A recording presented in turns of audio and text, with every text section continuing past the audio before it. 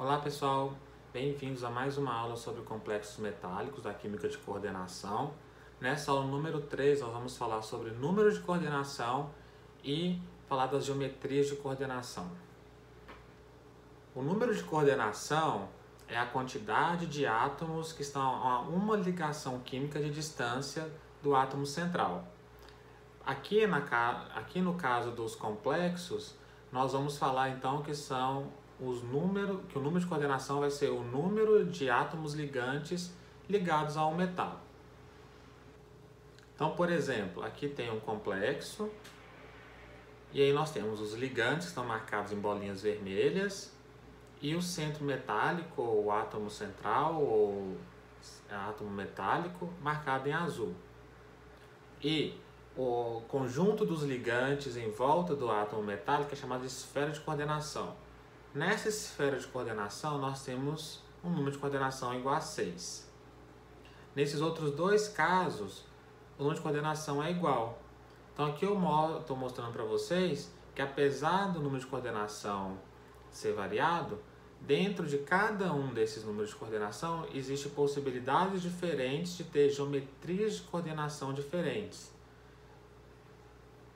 Porque a geometria de coordenação é a disposição desses átomos ligantes em torno do átomo central, do metal. Então, no caso aqui, no mesmo de coordenação, que é o número de coordenação igual a 4, nós temos uma geometria que é tetraédrica e outra que é quadrática plana. Alguns fatores que alteram o número de coordenação são o tamanho do átomo metálico. Então, se o átomo for pequeno, ele comporta menos ligantes em torno dele. E se for um átomo maior, comporta mais ligantes. Então, como exemplo, nós temos os metais alcalinos. No caso, o lítio, que é o menor da série, ele tem número de coordenação entre 4 e 5. Já o sódio tem número de coordenação, na sua maioria dos casos, número de coordenação igual a 6. Enquanto o potássio, que tem um raio maior, vai de 6 até 8, na maioria dos casos.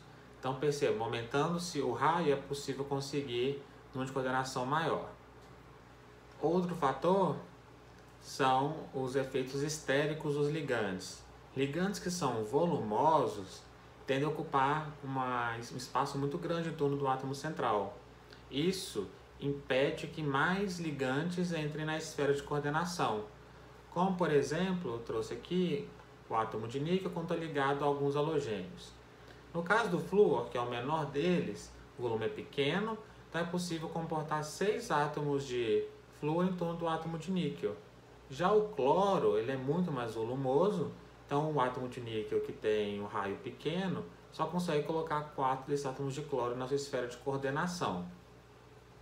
Então o fluoreto, que tem um raio menor, faz com que o seu complexo possa comportar mais átomos de flúor ligados ao níquel no mesmo volume em torno dele. E temos também efeitos eletrônicos que acontecem principalmente nos metais. Devido a combinações dos elétrons de maneiras específicas em algumas situações, os átomos metálicos tendem a permanecer em um certo número de coordenação, como por exemplo o paládio 2 e a platina 2. Coloquei esse 2 entre parênteses, né? Quando a gente escreve o nome por escrito, a gente coloca o estado de oxidação ou a carga do íon metálico entre parênteses em algarismos romanos. Então, por isso eu coloquei paládio 2 e platina 2. Então, vejam só, esses dois centros metálicos, eles têm a tendência de ficar em geometria quadrática plana. Por quê? Devido a efeitos eletrônicos, eles ganham uma estabilização nessa geometria. Só que isso faz com que o número de coordenação fique travado em 4. Esses compostos em geometrias maiores são muito raros, porque a coordenação de um outro ligante não sobrepõe a estabilidade que eles ganham quando ficam nessa geometria. Então, passando agora para os números de coordenação, quando nós temos um de coordenação igual a 2, nós temos uma situação em que o metal está ligado a 2 átomos ligantes e forma um ângulo aqui próximo de 180 graus. É uma geometria que é pouco comum e fica concentrado, os exemplos, nos íons cobre, cobre, prata e ouro com carga mais 1, ou então nos átomos de mercúrio com carga mais 1 e com carga mais 2. E essa aqui é a única geometria de coordenação possível, que é chamada de linear. Então, alguns exemplos nós temos esse aqui, que seria o dicloro cuprato 1. Então, vocês viram aí que o nome do cobre muda quando ele está nesse complexo, porque ele tem carga negativa. Esse aqui seria o diamino prata 1. Esse aqui seria o dicianido aurato 1. Tá bom? Esse daqui, devido a essa ligação mercúrio-mercúrio, tem um nome específico, eu vou mostrar só lá na parte de nomenclatura. E perceba que temos as estruturas cristalinas, que são... As estruturas cristalinas são quando esses complexos, eles são colocados na forma sólida, com seus respectivos contraíons, se for necessários, né? E aí eles formam monocristais, que são cristais de qualidade muito boa. E eles são levados para um processo chamado de difração de raio-x. Com a difração de raio-x é possível ter uma foto das moléculas. E aqui tem essas fotos desses diferentes complexos. Percebam que nesses casos o ângulo é perfeito, de 180 graus, mas muito próximos, né? Como de coordenação igual a 3, o número de exemplos também é bem escasso. Das duas, uma, ou a geometria do ligante favorece que essa ligação, que esse número de coordenação seja igual a 3, não permitindo entrar nem mais nem menos ligantes na esfera de coordenação, mas os exemplos se concentram quando estamos trabalhando com, de novo, cobre, prata e ouro com carga mais 1 e mercúrio com carga mais 1 e mais 2. Eles são mais raros do que os ligantes, os complexos de número de coordenação igual a 2. E a única geometria possível, né, observada, né, é a trigonal plana, cujo ângulo aqui é de 120 graus entre os ligantes. Então, alguns exemplos aqui, nós temos o tricianido cuprato 1. Então, percebam que aqui eu trouxe uma outra forma de representar o complexo, que é possível colocar a carga do metal logo após ele, sobrescrito com algarismos romanos. Então aqui o cobre é a carga mais 1, então eu coloquei uma aqui com algarismo romano. Aqui nós temos a trifenilfosfina prata 1. Vocês viram que eu mudei um pouquinho o nome do tris, eu vou explicar porque é na parte de nomenclatura. E aqui tem a carga da prata, que é 1. E aqui nós temos um complexo de ferro. É ferro com carga 3+, então por isso eu coloquei aqui sobrescrito, logo após o ferro, esse número 3 algarismos romanos. E aí ele tem 3 ligantes em volta dele, e aí esses ligantes eu coloquei entre chaves. Por que eu coloquei entre chaves? Porque a fórmula do complexo, a fórmula do ligante já tem um parênteses ali, né? Tem um nitrogênio ligado a 2 silícios e cada silício está ligado a 3 grupos metil. Então já tem um parênteses ali. Então já tem um parênteses aqui dentro desse ligante. Então, para não ser um parênteses dentro de outro, eu coloco eles entre chaves, ok?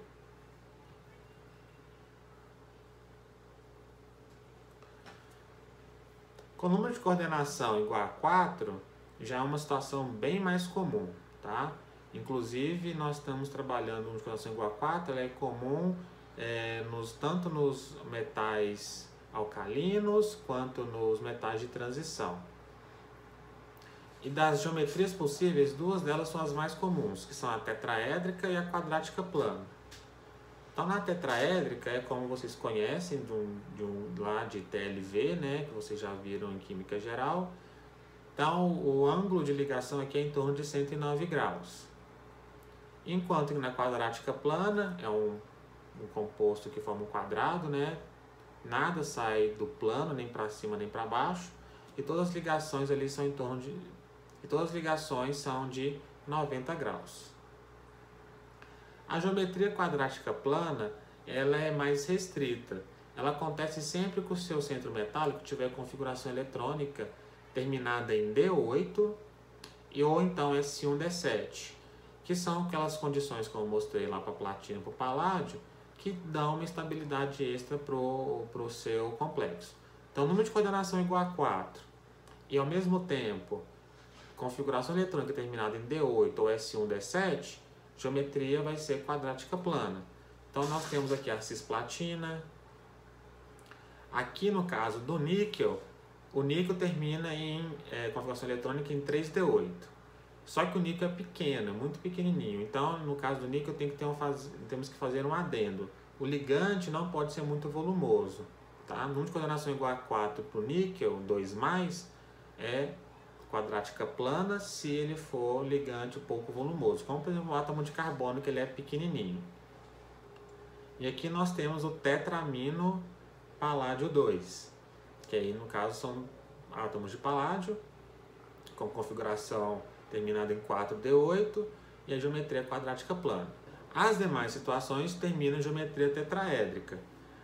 Isso acontece quando os átomos metálicos são pequenos, com combinação, ou então quando os ligantes são muito volumosos, em torno de átomos que não são tão pequenos assim.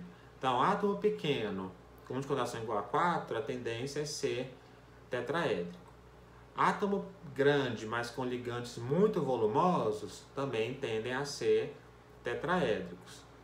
Ou a combinação dos dois, átomos pequenos e ligante volumoso, número de coordenação igual a 4, também vai direcionar para uma geometria de ligação tetraédrica. Ou então aqueles átomos que têm todos os orbitais D totalmente preenchidos, que aí vai estar disponível basicamente os orbitais SP, né? Combinação de S com 3Ps dá uma geometria do tipo tetraédrica. Então, se o número de coordenação for igual a 4 com cloreto, brometo, iodeto, compostos de fósforo, como por exemplo a trifenilfosfina, são ligantes volumosos, vão tender a formar compostos tetraédricos. Átomos pequenos como manganês, cromo e lítio, manganês 7+, e cromo 6+, a carga é muito grande, então eles são muito pequenos. Ou então lítio+, que é um átomo que tem só o primeiro nível da camada eletrônica preenchido, né? Nem o segundo nível ele não tem. E o zinco 2+, o estanho 4+, eles têm os orbitais D totalmente preenchidos. Então aqui eu trouxe o tetramino zinco 2, né, que forma a geometria tetraédrica, e alguns outros exemplos.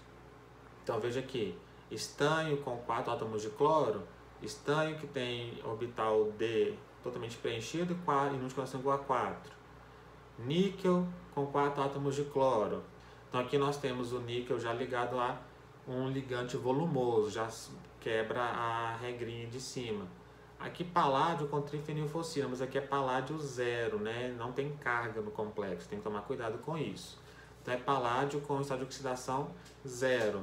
E está ligado a ligante volumoso, então paládio tem configuração eletrônica finalizada em 4D10, né, na forma neutra, e tem ligante volumoso.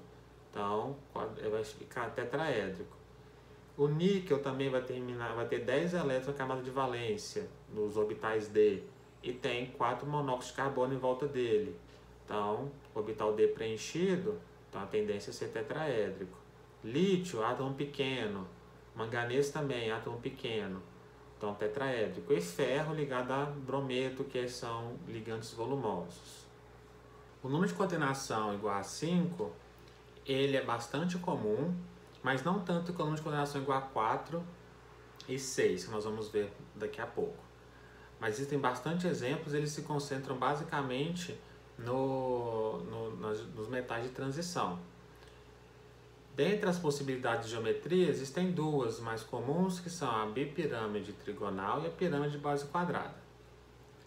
A pirâmide de base quadrada, ela tem todos os ângulos de 90 graus, ligante, metal, ligante. Sejam eles que estão formando a base quadrada da pirâmide ou a posição que está acima.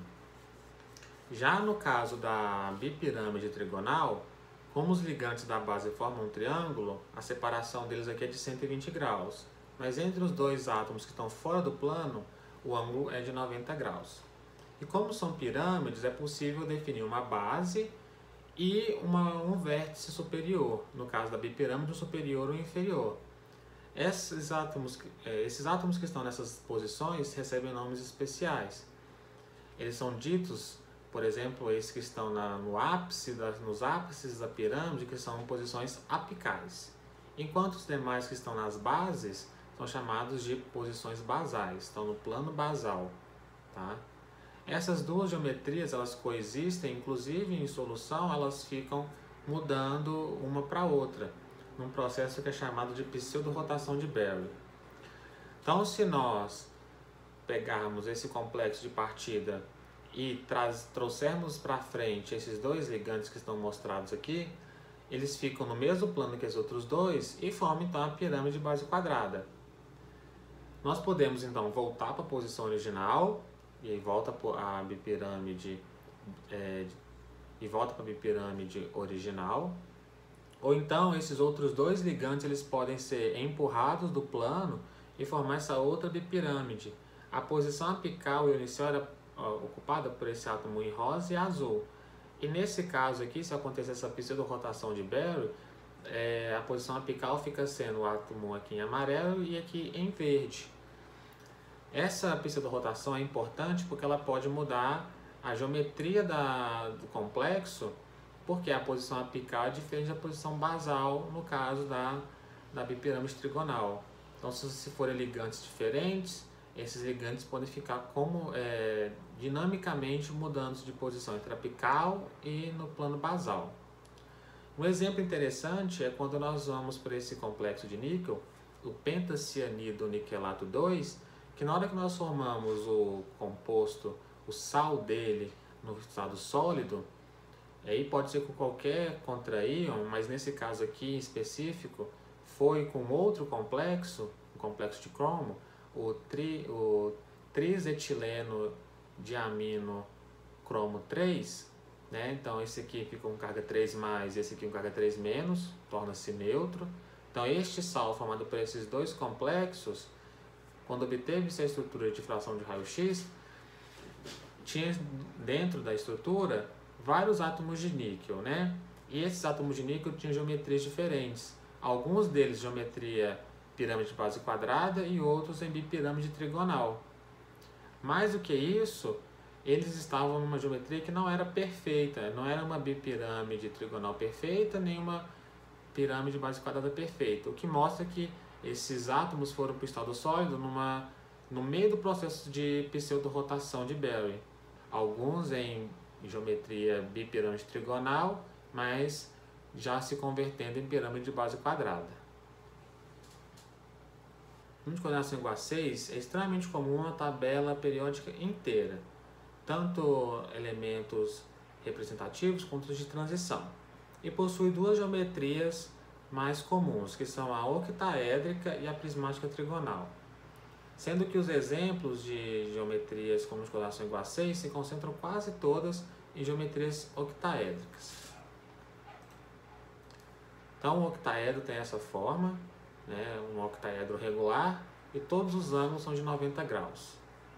Já a prismática trigonal, ela tem, se nós visualizarmos de cima, ela tem formação de 3 triângulos, um em cima e outro embaixo, e eles estão eclipsados, ou seja, os vértices coincidem. Além disso, a geometria octaédrica ela apresenta muitas distorções, então é muito comum nós vermos situações em que tem uma geometria octaédrica que duas ligações opostas sofreram um alongamento. Então aqui nós temos outro extremo, né, que seria a compressão. E vale ressaltar que quando sofre-se compressão, dois ligantes se aproximam, a repulsão dos outros ligantes aumenta, então eles se afastam um pouco também. Existe uma situação intermediária que é a compressão, mas que o afastamento ela só se concentra em dois dos ligantes, que é chamada de distorção rômbica. Então, alongamento e compressão, e a posição intermediária da compressão, que é a distorção rômbica. E aqui nós temos alguns exemplos. Como eu disse, a maior quantidade de exemplos se concentra na geometria octaédrica. Então aqui nós temos complexos octaédricos, né? Então vários complexos de geometria octaédrica, com ligantes iguais e ligantes diferentes. E aqui nós temos um dos poucos exemplos que nós temos de geometria prismática trigonal, que é o átomo de tungstênio ligado com 6 grupos metil, ou seja, o hexametil tungstênio. Com o número de coordenação mais elevado, uma coordenação igual a 7, os exemplos se concentram nos metais alcalinos terrosos, lantanidos e actinídeos, principalmente os que têm raio maior. E aqui nós temos as geometrias de coordenação. Então aqui nós temos essa primeira figura, que é o octaedro monoencapuzado, ou octaedro encapuzado. Esse encapuzado significa o quê? Que uma das faces ganhou um ligante que forma ali uma tampa para ele, como se fosse um capuz. Então por isso que é chamado de encapuzado. E percebam aqui, esses aqui seriam os 4 da base do octaedro, um ligante na parte inferior, e esse aqui seria na parte superior. E esse seria o ligante que está formando o capuz. Só que esse aqui está bem distorcido. Então, uma característica comum dos compostos com de coordenação mais alto é sofrer muitas distorções. Então, conseguir ter uma geometria de octaedro encapuzado perfeito é muito difícil. Outra geometria possível seria o prismático trigonal encapuzado. Então, vejam aqui, temos o prisma trigonal e uma das faces tem que receber um ligante a mais, que seria este daqui. Devido à repulsão, é provável que os outros ligantes aqui eles tenham que arrumar uma posição ali intermediária entre eles. Esse exemplo aqui é um composto de talho com a trimetilfosfina, né, número de coordenação igual a 7. E esse aqui esse daqui é um composto de zircônio com átomos de flúor. E outra possibilidade de coordenação igual a 7 é a bipirâmide pentagonal. Então, na base da pirâmide tem um pentágono e tem um ligante acima e abaixo, ou nas posições apicais. Esse aqui é um composto, um éter de coroa que capturou um átomo de sódio. E tem 2 átomos de cloro ligados a esse átomo de sódio, um acima e um abaixo do plano do éter de coroa. Com o número de coordenação igual a 8, de novo, devido a número de coordenação maior, né, e a proximidade dos ligantes, esses ligantes eles acabam distorcendo um pouco a geometria. Uma possibilidade seria o antiprisma quadrático. Para ser um prisma, se você olhar de cima, as duas faces têm que coincidir os vértices. E não é o que está acontecendo aqui. Nós vimos esse antiprisma de cima, o quadrado de cima não coincide os vértices com o quadrado da parte inferior. Um exemplo seria este complexo aqui, que tem um nióbio com 4 grupos oxalato. Esse complexo aqui teria o nome, então, tetraoxalato niobato 4. Niobato porque o complexo tem carga negativa e 4 porque é a carga do nióbio, é nióbio 4+. Podemos também ter ligantes de geometria dodecaédrica, então são 12 faces regulares formando triângulos ali, como por exemplo o octa-aqua-ítrio 3, que seria este complexo aqui. Outra possibilidade seria a bipirâmide hexagonal, como é o caso aqui do átomo de potássio, que no plano basal da bipirâmide está o éter de coroa, 18 e coroa 6, e tem um brometo em cima e um brometo embaixo, na posição apical. E outro exemplo que eu não trouxe aqui a geometria, né, não trouxe um exemplo, seria então o prismático trigonal biencapuzado. Então, 2 das faces que formam um quadrado do prisma trigonal, ele foi encapuzado por um outro ligante. E para finalizar, eu trouxe alguns outros exemplos de número de coordenação maior. A possibilidade de ligação é muito grande, então eu trouxe só um exemplo de cada. Se vocês quiserem, eu posso passar para vocês depois alguns artigos que mostram como é feita a nomenclatura e a análise dessas geometrias maiores. Então aqui nós temos como exemplo de coordenação igual a 9, o nonahidrido rênio 7. Então rênio com carga mais 7 e 9 hidridos com carga menos 1. Com a carga final, 2 menos. Então aqui é possível ver como seria essa geometria? Seria prismático trigonal triencapuzado. Então aqui desenhado em pontilhadinho nós temos um prisma trigonal regular, né? E é possível ver que na face de trás temos esse hidrogênio que está encapuzando a face. Nessa face da frente temos esse e nessa face inferior temos esse. Então as três faces estão encapuzadas. Como de coordenação igual a 10, nós temos o composto de európio. Então, o európio está ligado na terpiridina. Tem uma molécula de água que está coordenada a ele. Tem também 3 ânions nitrato que estão ligados de forma bidentada ao átomo de európio. Aqui a geometria não é possível definir porque ela é uma geometria muito distorcida.